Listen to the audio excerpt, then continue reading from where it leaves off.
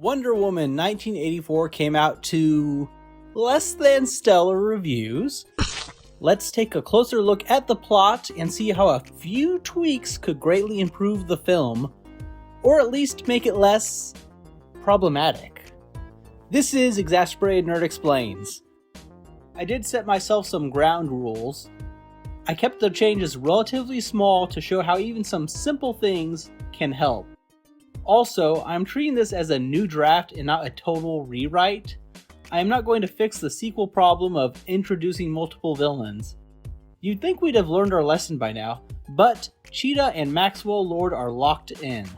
Admittedly, I will suggest a larger change at the very end of this video, but let's begin. Number 1. Return agency and establish rules. One problem with the film is that Diana gives up her powers unwittingly. She needs to make the decision herself, even if she didn't realize it was an actual choice. You could simply have her say to herself, "I'd give anything to have him back." You could even include this information on the Latin translation. Have it say, "You'll get your greatest desire if your sacrifice is worthy." Likewise, you could easily have Barbara then use the same phrase as Diana, saying, "I'd give anything to be like her," as she watches her leave. You can use the same trick to clear up some confusion about Maxwell Lord's powers with the stone by giving him a clearer wish, where he clearly states he gets to choose what is sacrificed. After all, this is a monkey's paw situation, as they keep reminding us, the monkey's paw. If it's the monkey's paw. You'd think he'd want to be as clear as possible with his wish, or he would just pop into the Dreamstone like an Outer Limits episode. Number 2. The lie. With the first change, Diana is the one who vocalized this decision, and this is something that she can refuse to acknowledge. She realizes she is losing her powers right away, but is lying to herself and Steve. She tries to overcome increasingly dangerous situations with her waning powers. You have Steve ask her what's wrong, and she says, nothing. Putting an actual lie at the center of the movie and their relationship, instead of taking a hop, skip, and a jump from making a wish to having that be a lie. Number 3. No possessions, please.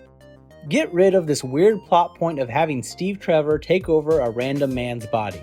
I think the only reason they did this is that they weren't ready to pair them up at this point in the movie, but when they are ready, there's not an easy way to get the stone back in Diana's possession to make a wish.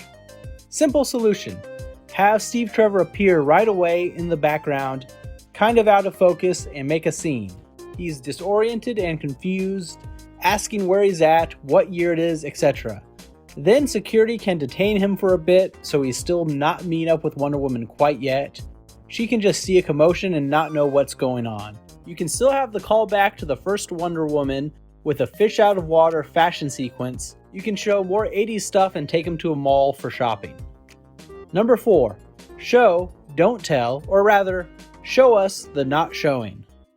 It's a small point, and it is corny and dumb, but I like the invisible jet, and how it's tied to her being Zeus's daughter. I thought that was clever, but it came out of nowhere. Just have a scene earlier in her office where she's trying to make the coffee cup disappear, eventually succeeding.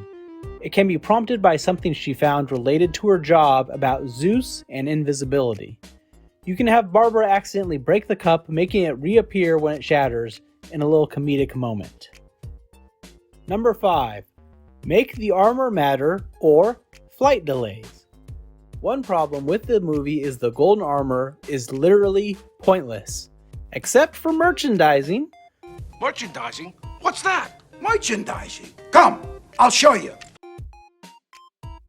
But pointless from a plot perspective. She uses it to fly, but she can already fly without it. It also doesn't demonstrate that she needs the armor. She's a fully powered Wonder Woman. You can fix this by rearranging a few things and changing the fight with the fully furry cheetah. The movie already has a clunky explanation scene with the stone's history. Just have some other line about the longer you take to renounce your wish, the longer your sacrifice takes to return. Granted, this may make some problems with the climax, but we can just say that the stone is technically destroyed, when Maxwell renounces his wish. Having her gradually regain her powers after renouncing her wish means she would require the armor with the wings to fly to get to Maxwell Lord, and need it to protect herself when she fights Cheetah. Furthermore, incorporate the flying in the fight with Cheetah. Have her start out winning by using flying attacks with the armor, but Cheetah gets the upper hand when she damages the wings. Cheetah is on top of her, clawing at her and damaging the armor further. When Wonder Woman hears Steve's words, she flies up and out of her reach, takes a moment in the sun like the normal movie, and returns to fight.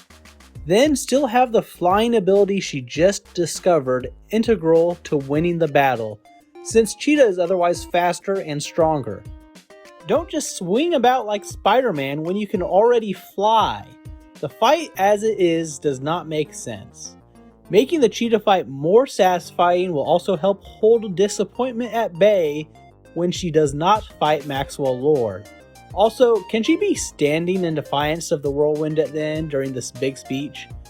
She gives two of her big dialogue moments just sitting down laying against a wall.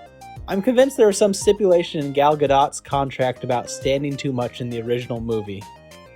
And there you have it.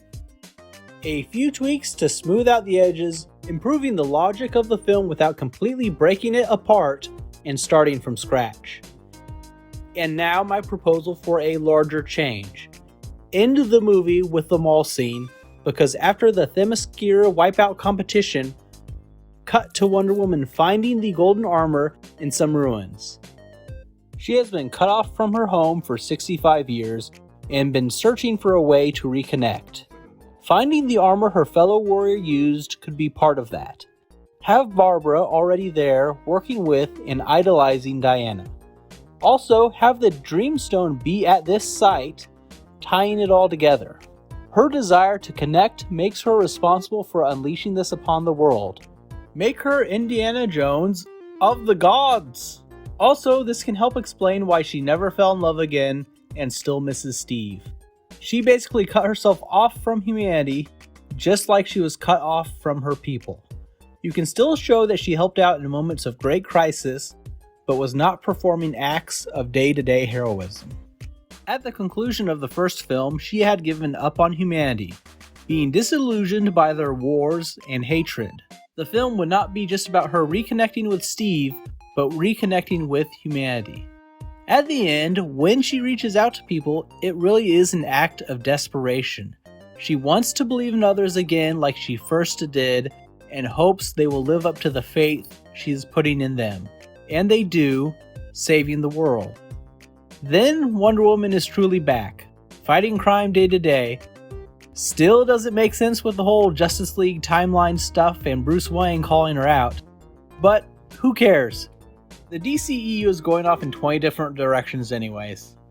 So what do you think of my changes? Do they help the film at all, or is it just trying to polish a turd? Please let me know your own suggestions in the comments. Like the video if you thought any of my points were interesting, or if Wonder Woman should be less rapey. Share this video and subscribe to the channel for more content. Thanks for watching. Bye.